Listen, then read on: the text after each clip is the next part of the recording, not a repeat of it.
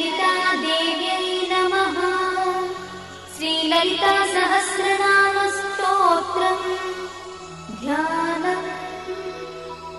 अरुणां करुणातरङ्गिताक्षीं द्रुतपाशाङ्कुशपुष्पबाणचापाम् अणिमाधिविरावृतां मयूखैः अहमित्येव विभावये Bhavani.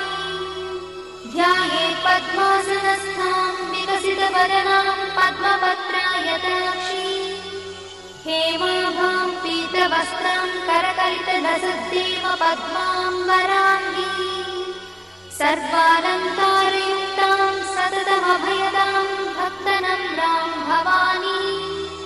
श्रीविद्यां शान्तमूर्तिं सकलसुरक्तां सर्वसम्पत्प्रदात्री Shri Mata श्रीमहाराज